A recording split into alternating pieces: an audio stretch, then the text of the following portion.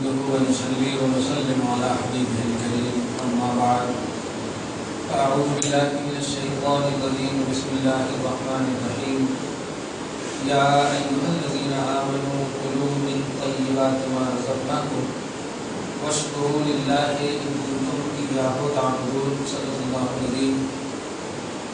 حصول برکت کے لیے درود شریف پڑھ لیجیے. اللهم صل علی سیدنا و شفیعنا و حبیبنا مولانا محمد وآلہ وصحبہ وسلم صلی اللہ تعالی علیہ وسلم.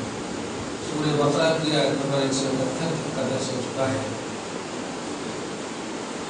گزشتہ درس کا عنوان پہلو یہی تھا، شیطان کی یہ چاہت ہوتی ہے کہ تم برائی کرو، برا رزق تلاشو، برا کھاؤ، حرام کھاؤ، مطلب برائیوں کی جتنی کوالٹی ہے سب کرو، اور ان سب کوالٹی کو بڑے اچھے انداز میں پیش کرتا ہے، اچھی زینت کے ساتھ، زیبائش کے ساتھ.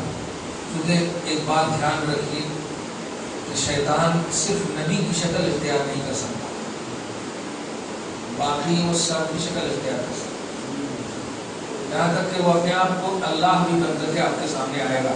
میں اللہ ہوں. عبد القادر کے پاس آیا تھا، یاد ہے آپ کو، اے عبد القادر اب تجھے عبادت کرنے کی ضرورت نہیں ہے، میں اللہ ہوں، تیری عبادت سے خوش ہوں. عبد القادر ولیوں کے سلطان تھے، وہ سردار تھے اور ہیں، کرنے کا شیطان تھے. اس کا مطلب یہ ہوا کہ نبی فرماتے ہیں، حدیث میں بھی ہے، بخاری وغیرہ مسلم میں دیگر صحیح کی کتابوں میں، کہ جس مومن نے مجھے خواب میں دیکھا، تحقیق کہ اس نے مجھے ہی دیکھا. یعنی خواب میں بھی نبی کو اگر کوئی دیکھے تو وہ جھوٹ نہیں ہو سکتا. تاج محل کو دیکھے تو جھوٹ ہو سکتا، جو کچھ بھی خواب دیکھی جھوٹ ہو سکتا، نبی کا خواب جھوٹ نہیں ہو سکتا. اللہ پاک ہم کو، آپ سب کو ایک بار ضرور عطا فرمائے، پھر موت دے دے. اور آگے جو جملہ فرماتے فَإِنَّ الشَّيْطَانَ لَا يَتَمَثَّلُ بِي، اس لیے کہ شیطان میری شکل اختیار نہیں کر سکتا. جمعہ جمراتی کو خواب میں دیکھیے تو شیطانی شکل میں آ سکتا، دوسرے کو دیکھے تو شیطان بن کر کے آپ آ سکتا.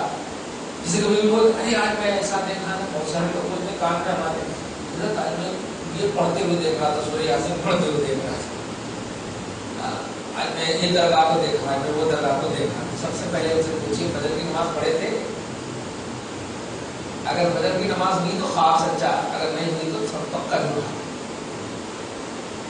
نیک چیز جب خواب میں آپ دیکھیں جو فرض نہیں ہے، فرض چیز کو چھوڑ دیں گے آپ، ایسا ہو نہیں سکتا. نیکی کی سب سے بڑی تاثیر یہ ہے کہ آپ فرائض اور واجبات پر عمل کرتے ہیں، سب سے بڑی تاثیر.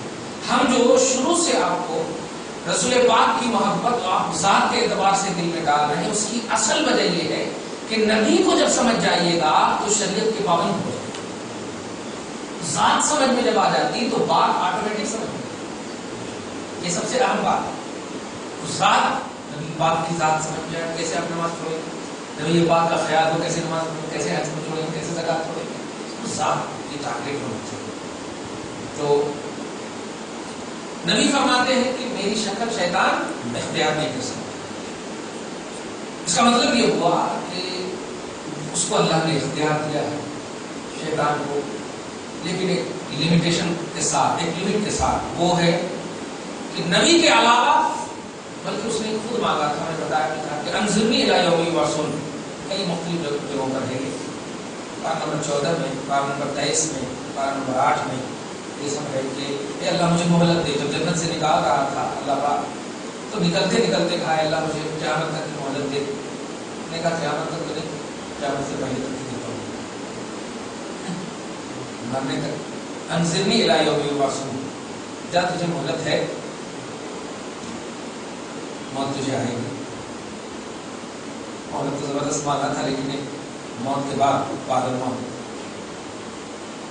قیامت سے آنے تک کی پہلے تجھے مہلت ہے، دے دیا مہلت. لیکن اس نے خود کہہ دیا تیرے نیک بندے اور مخلص بندے کو میں گمراہ نہیں کر سکتا، میرا داؤ نہیں چلتا. اس نے خود اپنے اقرار کر لیا. اب ہم کو کہہ دیا تھا اس نے میرا کام نہیں چلتا. اور سب سے بڑے مخلص اعظم محمد رسول اللہ صلی اللہ علیہ وسلم کو پتا نہیں. مطلب یہ کہ وہ اللہ کی ظاہری طور پر جھوٹ کے طور پر شکل اختیار کر سکتا، لیکن رسول پاک کی شکل سے بھی اللہ پاک نے اس کو دور رکھا ہے. رسول کی اختیار. نبی فرماتے ہیں میری شکل شیطان بھی نہیں لے سکتا. حلال حرام کوئی تمیز نہیں آتی ہمارے معاشرے میں، لیکن پھر بھی متقی پرہیزگار رسپیکٹڈ انداز میں زندگی گزار رہے ہیں. سمجھ رہے ہیں کہ ہم بہت اچھے ہیں. یہ جو آپ اپنا نفس یا آپ کی طبیعت جو کہہ رہی ہے بچے ہیں، یہ وجہ ہے کہ خراب کرنے کے باوجود اپنے آپ کو اچھا سمجھ رہے. یہی شیطان ہے. یہی شیطان جو انسان اچھا ہونے کے بعد اگر اپنے آپ کو خراب سمجھے، اس کے اندر انسانیت کاملہ ہے. اور جو انسان برا ہو اچھا سمجھے، وہ مکمل طور پر انسانیت سے پرے.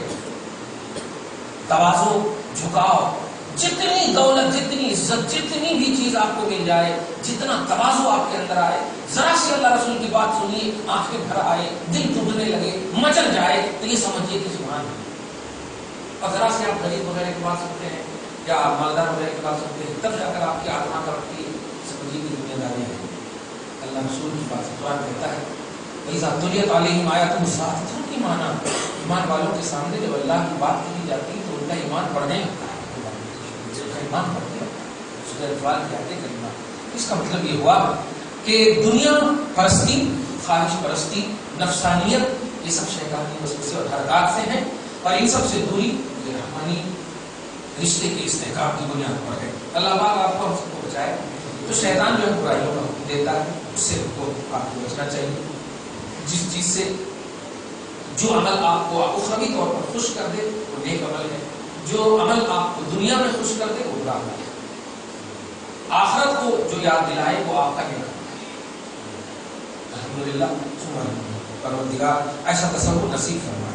آیت نمبر 172 دیکھیے جو گزشتہ درس کا پیوستہ ہے.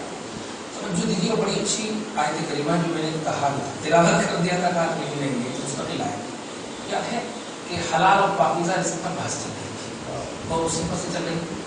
اس میں حلال اور پاکیزہ رزق پر میں نے بحث کی تھی، لیکن کیا حلال اور پاکیزہ رزق کے بعد میں نے کوئی اور ایسا جملہ جس سے آپ کو یہ سمجھ میں آئے کہ کیوں کھانا، یا کھا کر کے کیا کرنا، انجام کیا ہے اس کا، یا اللہ پاک نے ایسا کیوں کہا، تو ہو سکتا بتا دیا ہوں یا بتایا.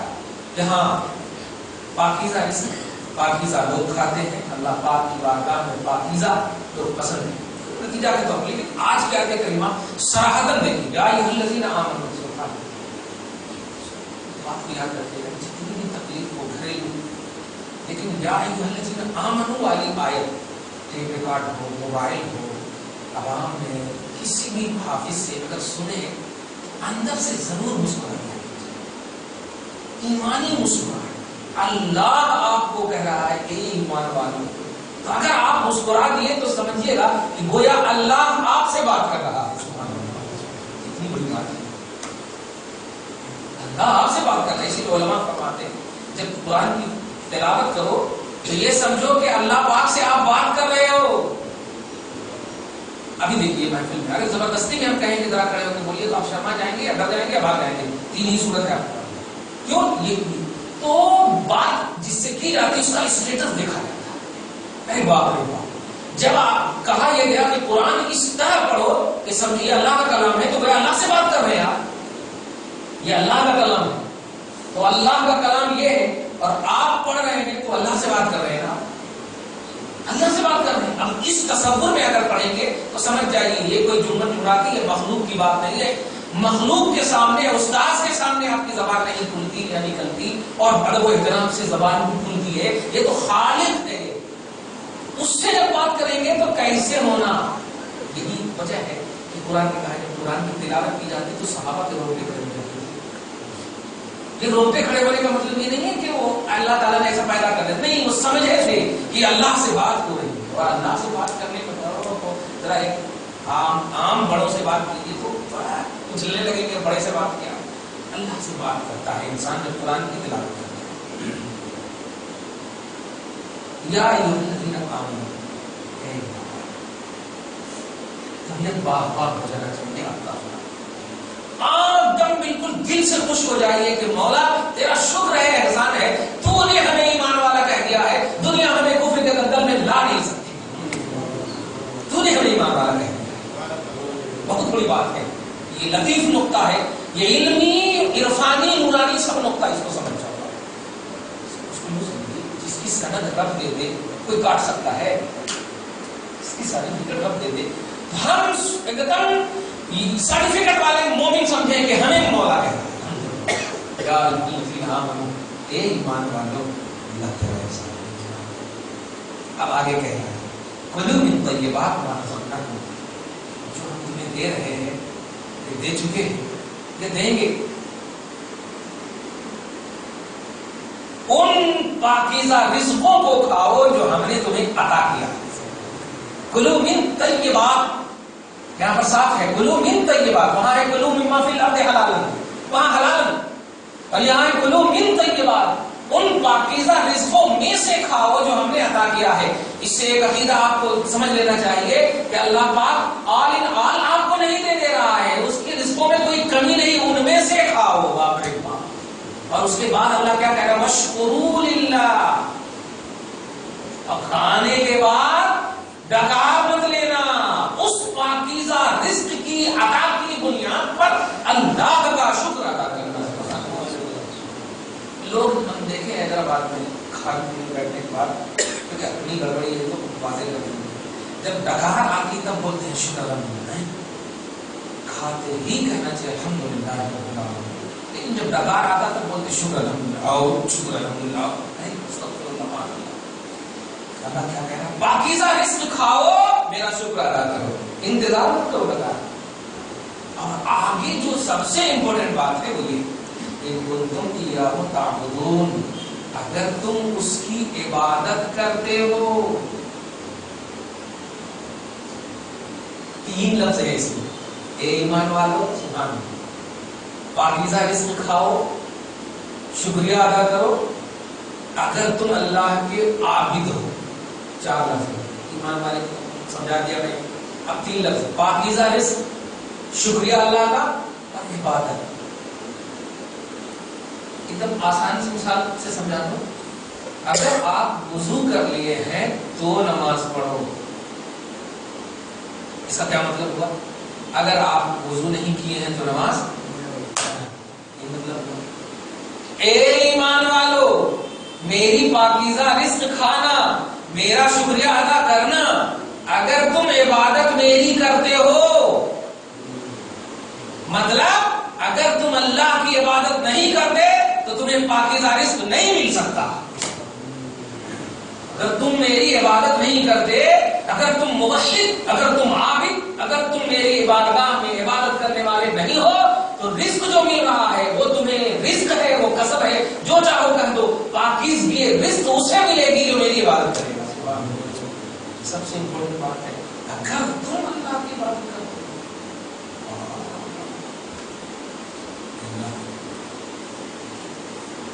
اپنی شان اور اپنی مشیت اور اپنی چاہت کا رزق عطا فرما، اور ہم سب سے اگر کوتاہی ہو تو معاف فرما،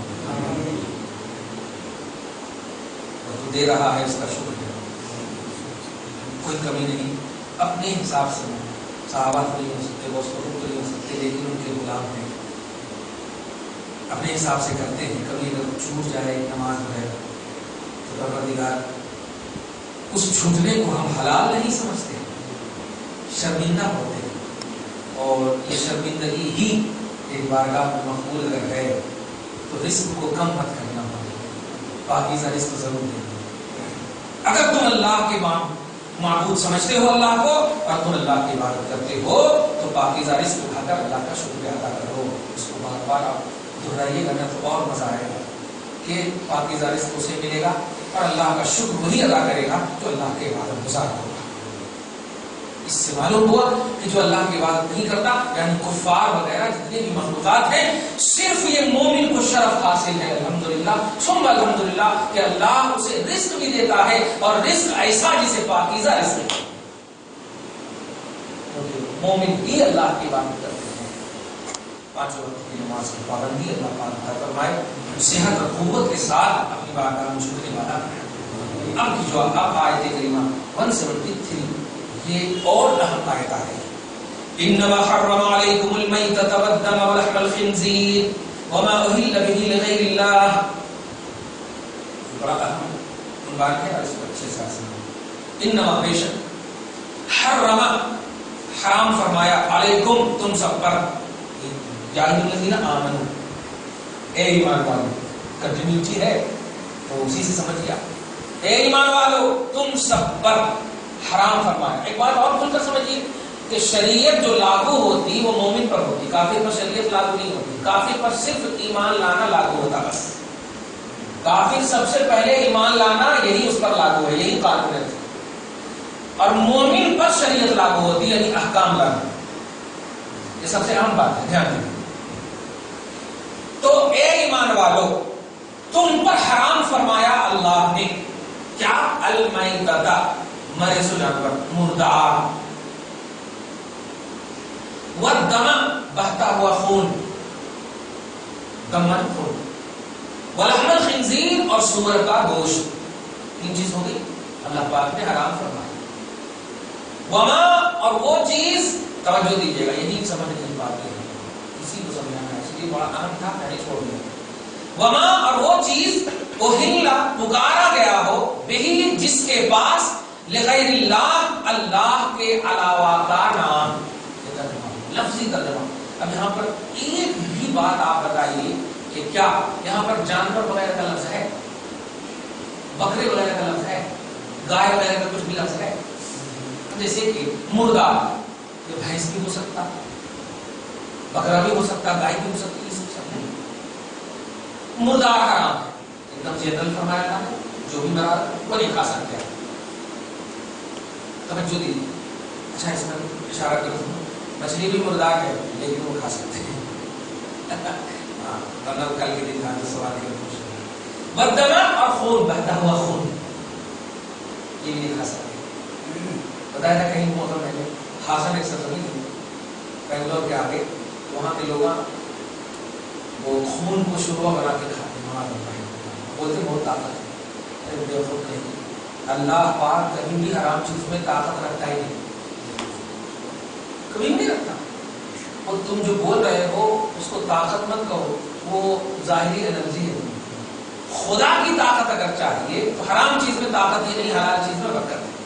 اسی لیے لاکھوں اربوں کروڑوں گائے بھینس بکریاں ذبح ہوتی ہر سال اور اتنے ہی نظر آتی پوری دنیا کو، کیونکہ وہ حلال ہے، اور حلال ذبح بھی ہو تو برکت ہے۔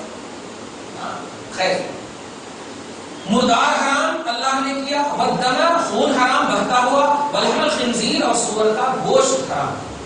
اس سور کا گوشت حرام سے ایک ہی بات بتا دوں آپ کو، گوشت حرام کہا، اس کی چربی، اس کا چرم، چمڑا جس کو بولتے ہیں، تو آیت اس کو کہتے ہیں عبارت النص سے گوشت حرام ہے، لیکن جب گوشت حرام ہے تو چربی گوشت ہی میں ہوتی ہے نا، تو فقہا نے کہا چربی بھی حرام ہے۔ لیکن چرم کے بارے میں حکم یہ ہے کہ اگر اس کا چرم کسی کافر کو اگر آپ بیچ دیں تو وہ آپ کے لیے حلال ہے۔ کافر کو اگر بیچے، مسلمان کو نہیں، اس کا چرم، اس کی کھال اگر کافر کو بیچے تو حلال ہے۔ سے تقویٰ یہ ہے کہ وہ بھی نہیں کرنا چاہیے، لیکن یہ صورت آ گئی تھی، اس لیے فقہی بات بتا دی میں نے۔ تو قرآن پاک نے گوشت کو حرام کہا، لیکن دو چیز ہم نے کہاں سے بتایا؟ فقہی، اسی کو بولتے ہیں تقلید۔ تو جو غیر مقلد ہے توجہ سے سنیں، تقلید اسی کو بولتے ہیں۔ قرآن پاک میں صرف سور کا گوشت حرام ہے، چرم کی کوئی تفصیل نہیں ہے اور چربی کی کوئی تفصیل نہیں ہے۔ جیسے موسیٰ کی شریعت کا مسئلہ اور محمد کی شریعت کا مسئلہ تھا نا کہ ناخون ہے، چربی ہے، ان دونوں پر حرام، بنی اسرائیلیوں پر حرام تھا، بنی اسرائیلیوں پر چربی وغیرہ ایسے حرام کر لیے تھے وغیرہ وغیرہ۔ تو ویسا اس چربی کا مسئلہ کیونکہ ایک پہلو تھے حرمت کے، اس لیے فقہی اعتبار سے بتا دوں میں کہ اجماع امت یعنی مجتہدین کی تقلید کی بنیاد پر گوشت کی حرمت تو قرآن سے ثابت ہے، چربی کی حرمت اسی آیت کریمہ سے، جس کو اشارۃ النص بولتے ہیں، اشارۃ النص سے یہ ہے حرمت ثابت ہے کہ چربی بھی حرام ہے، اور وہ حرام ہے جس پر غیر اللہ کا نام لیا گیا ہو، بس اتنا۔ یہاں پر کوئی بھی ایسا لفظ نہیں ہے کہ وہ مرغا حرام ہے یا وہ بکرا حرام ہے، توجہ دیجیے گا، وہ گائے حرام ہے، وہ بھینس حرام ہے، لفظ میں کہیں نہیں ہے، لیکن تفسیر میں تو ہم کو جانا ہی ہوگا۔ دنیا کی ہر تفسیر میں، ایک تفسیر کا صرف نام بتا دوں آپ کو، تفسیر، اور یہ میں عنوان اس لیے باندھ رہا ہوں کہ جو آج لوگ بولتے ہیں نہیں، اگر نام بھی لے لیے نا کسی جانور پر، ذبح نہیں بھی کرے تو وہ حرام ہو جاتا، جیسے کوئی بولے گوشت کا بکرا حرام، حرام ہو گیا، مرغا حرام، ولیوں کا بکرا، یہ بکرا اس کا نہیں، کسی کے اوپر اگر اللہ کے ولی کا بھی نام لے لیے تو اللہ ولی غیر اللہ ہے، غیر اللہ کا نام لے تو حرام، اور اللہ پاک فرماتا ہے، ابھی دیکھا وہ برادر عمران جو ہے وہ اسی آیت کریمہ سے فتویٰ دے دیا، اللہ پاک فرما رہا مردار حرام، خون حرام، سور کا گوشت حرام، اور غیر اللہ کا نام جس جانور پر لیا ہے، پہلے تو اس جانور کو سمجھنا چاہیے کہ یہاں پر جانور کا ذکر نہیں ہے، وما اہل بہ لغیر اللہ، یہ لفظ ہے، وما اہل، وہ مانے اور، ما مانے جو، اہل مانے پکارا جائے، بہ جس کے پاس، لغیر اللہ غیر اللہ کو، جانور تو نہیں ہے، لیکن پھر بھی اگر نام لے تو جانور پر اگر زندہ رہے وقت نام لے لیا جائے اور اس آیت کریمہ کے ذریعے اگر حرام ہو جائے تو ہو گیا، کچرا ہو گیا، اس کی حرمت اگر ثابت کرتے کہ جس پر نام بھی لے لیا گیا، مثلا یہ غوث پاک کا بکرا ہے، چھوٹی سی بات، یہ غوث پاک کی گائے ہے، اس کے نام، تو اگر اس نام لینے کی بنیاد پر حرام ہو جائے تب تو ہو گیا کہ میری بیٹی کے ولیمہ کا بکرا ہے، بولتے ہیں یہ بکرا کے ملا، کیا بولتے ہیں آپ، بیٹی کا ولیمہ ہے، ولیمہ کا بکرا، یہ جملہ بولتے ہیں نا، ولیمہ کا بکرا، وہاں پر یہ نہیں بولتے ہیں یہ بکرا تو اللہ کا ہے، ایسا نہیں بولتے ہیں، یہ بکرا اللہ کا ہے، ولیمہ کا بکرا بولتے ہیں، توجہ دیجیے، ولیمہ بھی تو اللہ نے، یہ تو غیر اللہ ہے، نوٹ کیجیے گا، یہ بڑا تفصیل طلب مسئلہ ہے، اس لیے اس کو دھیان رکھیے کہ اور وہ جانور جس پر اللہ کے علاوہ کا نام لیا گیا ہو، سارے مفسر کہتے ہیں نام لیے جانے کا مطلب یہ ہے، قرآن کی آیت کریمہ چپکے نہیں اترنے کی وجہ یہ ہے کہ چونکہ کفاران جب بکرے وغیرہ کو، مینڈے وغیرہ کو ذبح کرتے تھے تو وہ بسم اللہ اللہ اکبر کے بجائے بسم اللہ والعزى پڑھتے تھے، کیا پڑھتے تھے؟ بسم اللہ والعزى، لات اور عزا یہ ان کے دو بتوں کے نام، بسم اللہ والعزى پڑھتے تھے۔ یہ آیت کریمہ اتار کر کے اللہ پاک نے اسی بسم اللہ والعزى کو جو وقت ذبح کرتے وقت جو وہ نام لیتے تھے اسی کے رد میں اتارا، اے لوگوں تمہارے اوپر وہ جانور حرام ہے جس جانور پر ذبح کرتے وقت بسم اللہ کے بجائے بسم اللہ والعزى پڑھتے ہو۔ کیا مطلب؟ ذبح کرتے وقت اگر اللہ کے علاوہ لات، عزى، اب آپ کام کر دو، اللہ کے علاوہ غوث، قطب، ابدال، یہاں تک کہ نبی کا بھی اگر آپ نام لیں بسم اللہ اللہ اکبر کے بجائے بسم النبی، بسم محمد، بسم الغوث الاعظم پھر ذبح کریں، تب سمجھیے کہ وہ ہم بھی فتویٰ کا قرآن خود کہہ رہا ہے، ذبح کرتے وقت جو ہے اللہ ہی کا نام ہونا چاہیے، کسی غیر اللہ کا نام نہیں ہونا چاہیے۔ باقی ذبح کرنے سے پہلے یہ غوث کا بکرا ہے، خواجہ کا بکرا ہے، ولیمہ کا بکرا ہے، یہ سب اگر نام لے لیے تو یہ اگر حرام ہو گیا تب پوری زندگی برباد ہو جاتی۔ یہ بالکل حرام نہیں ہے، قرآن کے تقاضے اور قرآن کی روحانیت کے مکمل خلاف، اس لیے اس کو دھیان رکھیے گا۔ اگر ایسے یوٹیوب وغیرہ آ جائیں کہ نہیں اللہ کے علاوہ کسی کا بھی نام لے گا، اور جانتے ہی جملہ تو اتنا خراب کہا ہے، بہت تکلیف ہوئی، آپ کو بھی تکلیف ہوگی، ایسے قرآن پاک اٹھا کر کیسے کہتا کہ سب سے پہلے اللہ نے کیا کہا؟ مردار حرام، اس کے بعد کیا کہا؟ خون حرام، اس کے بعد کیا کہا؟ سور حرام، سور کا گوشت حرام، سب سے لاسٹ میں کہا جو غیر اللہ کے نام پر ذبح کیا جائے۔ کیا سمجھے؟ اگر کوئی غوث پاک کا نام لیتا، خواجہ کا نام لیتا تو وہ لیا سو نام سور سے بھی بدتر ہے، خون سے بھی بدتر ہے، مردار سے بھی بدتر ہے۔ استغفر اللہ، اتنی تکلیف کی بات ہے۔ اللہ یہ کتنی دشمنی بنتے ہو اللہ کے ولیوں سے کہ خود سے بھی نفرت کرنے میں مزہ نہ لگے. بہت تکلیف کی بات ہے. قرآن کیوں اترا, آیت کب اتری, آیت کہاں اتری, اس کا پس منظر کیا, اس کا شان نزول کیا ہے. تم یہاں کی بات یہاں گھسیٹتے, وہاں کی بات وہاں گھسیٹتے, ایسا ایسا. یہ جب اتری ہوگی آیت تو کسی وجہ سے تو اتری ہوگی نا. لوگ ایسا کرتے ہوں گے تو اتری ہوگی. جیسے بسم اللہ والعزیٰ پڑھتے تھے, یعنی لات اور عزیٰ کا نام لیتے تھے جو غیر اللہ ہے, بت ہے. اللہ پاک نے کہہ دیا نہیں, صرف میرا نام ہونا ذبح کرتے.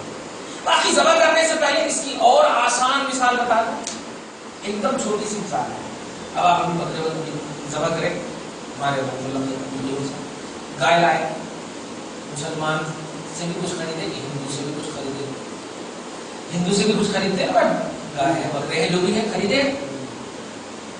ایک ہندو ہے جس سے آپ نے گائے خریدا, لیکن اس ہندو سے آپ پوچھ لیں کہ یہ گائے کیوں رکھے تھے آپ کو, وہ بولے گا اپنی کالی مائیں دادا کو چڑھانے کے واسطے, لیکن بیٹی بیمار ہے اس لیے بیچ ہوگی. تو اس گائے کا نام کیا رکھا تھا اس نے, یہ گائے کالی مائیں کی ہے, کالی مائیں کے نام پر ذبح کرنے واسطے رکھا تھا. سمجھے نا, اپنے بدھ کے نام پہ ذبح کرنے رکھا, دیپاولی کے نام پہ ذبح کرنے رکھا تھا. سمجھے نا, اپنے دیوی دیوتاؤں کے نام پر ذبح کرنے واسطے رکھا تھا. لیکن آپ گئے خرید اور لا کر کے آپ نے بسم اللہ اللہ اکبر کر کے ذبح کر دیا. بتائیے تو کون ان کو حرام کہے گا, کون بھی حرام نہیں کہے گا. کیوں, اس لیے کہ وقت ذبح آپ نے اللہ کا نام لیا. لیکن آپ نے ایک گائے کو زندگی بھر تک 2 سال 3 سال تک غوث پاک کے نام پہ رکھا. گھر میں کوئی بیمار پڑے گا, سڈنلی ضرورت پڑی, آ رہا تھا ایک ہندو, آپ نے ان کو بیچ دیا. اس نے اللہ کے نام پر نہیں, کالی مائی کے نام پر بھیٹ دے دیا جا کے. وہ حلال ہے یا حرام؟ حرام. دیکھا آپ نے, یہ حرام اور حلال کا جو فلسفہ ہے یہ کس نے بتایا؟ اینڈنگ نے بتایا, ذبح کرتے وقت نے بتایا. ہندو کے گھر میں بکرا قیامت تک بھی اگر رہے اور اللہ کے نام پر ذبح ہو جائے وہ بالکل حلال ہے, اور مسلمان کے گھر میں رہے اللہ کے نام پر رہے اور ذبح ہو جائے بدھ کے نام پر تو وہ حرام ہے. یہ ہے فلسفہ حرام اور حلال کا. حرام اور حلال کا فلسفہ ہرگز نہیں ہے کہ خالی نام بول دیے کہ یہ غوث پاک کا بکرا ہے, خواجہ کا بکرا ہے, یہ حرام ہو گیا, ایسا ہرگز نہیں. اس آیت کریمہ کا صحیح تقاضا یہ ہے کہ اے لوگو, تم پر مردار حرام, خون حرام, سور کا گوشت حرام, اور وہ جانور حرام جس جانور کو ذبح کرتے وقت ان کے اوپر غیر اللہ کا یعنی لات عزا یا جس کا بھی نام لیا گیا ہو, وہ جانور حرام ہے. اس کے علاوہ ہر جانور جہاں کہیں بھی ذبح ہو, جہاں کا لحاظ نہیں, وقت ذبح کا لحاظ ہے, ذبح کرنے وقت کا لحاظ ہے. اسی کو اللہ پاک نے اسی لیے پیچھے آیت جو اگر غور کریں گے نا, اے ایمان والو پاکیزہ کھاؤ, اس آیت کو اور اس آیت کو جو ٹیلی کریں گے, آیت نمبر 171 اور 172 172 اور 173 دونوں کو ٹیلی کریں گے نا, ذبح کرنے کی بات بعد میں کی اور کھانے کا آرڈر پہلے دیا. کھاؤ پاکیزہ کو, یہ آیت کے بعد جو کنٹینیو کیا آیت نمبر 173 کو, اس آیت میں کھانے کا ہے. ارے اگر جانور ذبح ہوگا تب نہ کھائیں گے, زندہ کو کھاتے ہیں کیا؟ نوٹ کیجیے, اللہ نے پہلے کہا پاکیزہ کھاؤ, اللہ کا شکر ادا کرو. اگر تم موحد ہو, اگر تم عبادت کرتے ہو, توجہ دے رہے ہیں, اللہ نے پہلے کہا کھاؤ. اس کا صحیح مطلب یہی ہے کہ صرف جانور کا نام اگر لے لیے تو نام لیا سو جانور نہیں کھایا جاتا, ذبح کیا سو جانور کھایا جاتا. تو آیت کی جو کنٹینیوٹی ہے وہ بھی بتا رہی ہے کہ یہ 173 میں ذبح کا لحاظ ہوگا, کیونکہ کھانے کی بات کی جا رہی ہے, نام کی بات نہیں کی جا رہی. کھاؤ اس کو جس پر نام لیا گیا ہو, یہ آپ ترجمہ سمجھے نا. یعنی مطلق طور پر اس آیت کو اگر اٹھا لیں گے آپ, تب بھی آپ ثابت نہیں کر سکتے کہ صرف نام لے لینے سے جانور حرام ہو جائے گا, ایسا ہو ہی نہیں سکتا. وہ جانور حرام جس کا تعلق کھانے پینے سے. تو پاکیزہ اور حلال وہ جانور ہوگا جس پر غیر اللہ کا نام نہ لیا گیا, اور وہ پاکیزہ نہیں ہو سکتا جس پر غیر اللہ کا نام لیا گیا. کیونکہ کھانے کی بات دیکھ رہے ہو. تو یہ ہے اصل آیت کریمہ. افسوس ہوتا ہے آیت 173 میں اس طرح سے یہ سور سے بھی بدتر فاتحہ کا کھانا، سور سے بھی بدتر 11ویں کا کھانا، اس طرح کے جملے بولے کہ بھائی آپ کو نہیں کھانا ہے تمہیں کھانا. ایسا یہ بے ادبی، یہ بہت بڑی بے ادبی ہے. نہیں کھانا مت کھاؤ. ہزاروں لوگ شراب پی رہے ہیں، کبھی ہمت ہوئی ہے کہنے کی جا کر کے منڈی میں جا کر کہو اے شرابی ہو تم حرام کام کر رہے ہو، معلوم ہوا زبردستی پلا دیتا. جہاں حرام کام ہو رہا ہے وہاں بولیں گے نہیں، اور جہاں حلال ہو رہا ہے اس کو حرام بتا ہے. یہ بہت بڑی بات. اس لیے ایسے جرأت، ایسے کلپس وغیرہ آئے تو ذرا شکر کریے گا. ایک بات کھل کر کے میں نوجوانوں اور آپ میں خاص طور سے کہہ دوں، جب بھی کوئی آیت کا حوالہ کوئی دے تو اس آیت کا ایگزیکٹ جو لفظ ہے وہ، اور اس آیت کریمہ کا پس منظر، جس کو شان نزول بولتے ہیں. یہ آیت کب نازل ہوئی، کیوں نازل ہوئی، کس کے اوپر نازل ہوئی، یہ تین چیز آیت کے لیے ضروری ہے. تین چیز آیت کے لیے ضروری ہے. اب جیسے تبت یدا ابی لہب، اب آج کے دن اگر فٹ کریں گے تو کوئی ابو لہب ہے تو پھر نکال دینا چاہیے. یہ آیت کب نازل ہوئی، ابو لہب نے گستاخی کی تب یہ آیت نازل ہوئی. اب اگر کوئی کہے اس کے ہاتھ ٹوٹ جائے، اللہ پاک فرماتا ہے ابو لہب کے ہاتھ ٹوٹ جائے اس کے ہاتھ ٹوٹ جائے نہیں، ابو لہب کے دونوں ہاتھ ٹوٹ جائے. کہنا یہ ہے کہ جب کبھی کوئی آیت کا حوالہ دے آپ کے سامنے آئے، اگر آپ کو ڈاؤٹس ہو تو فوراً کہیے یہ آیت کریمہ کب، کہاں اور کس کے اوپر نازل ہوئی اور کیوں نازل ہوئی. یہ چاروں باتیں آ جائیں گی نا خود بخود کلیئر ہو جائے گی بات. جیسے کہ آیت کریمہ غیر اللہ کے نام کا ذبیحہ حرام، غیر اللہ کے نام پر نام لیا گیا ہو تو کھانا پینا حرام. فاتحہ میں غیر اللہ کا نام لیا جاتا ہے، جانور پر غوث پاک کی فاتحہ تو غوث کا نام لیا، اللہ کا نام نہیں، اللہ کی فاتحہ دلائی جاتی ہے. عجیب بات ہے، عجیب بات ہے. معاذ اللہ رب العالمین، صلی اللہ استغفر اللہ معاذ اللہ. کوئی مومن ہو ہی نہیں سکتا جو اپنے رزق کی پاکیزگی کو ذبح کرتے وقت غیر اللہ کا نام لے کر کے پاکیزہ بنائے، ہو ہی نہیں سکتا. تو مومنوں پاکیزہ رزق ہے کہ زندگی بھر تک جو بھی جانور سڑے کٹے مرے کہیں پر بھی ہو، لیکن تم نے اگر ذبح کر دیا تو گویا اس کو تم نے پاکیزہ بنا دیا ہے، اس کو کھاؤ اور پیو. بار نمبر 8 میں سورہ نام کے آیت نمبر 19 اور 20 میں آپ دیکھیں گے اللہ سبحانہ نے کہا ہے کلوا مما ذکر اسم اللہ علیہ ان کنتم بآیاتہ مؤمنین. کھاؤ اس جانور کو جس جانور پر اللہ کا نام لیا گیا ہو، اگر تم اللہ کی آیتوں پر ایمان رکھتے ہو.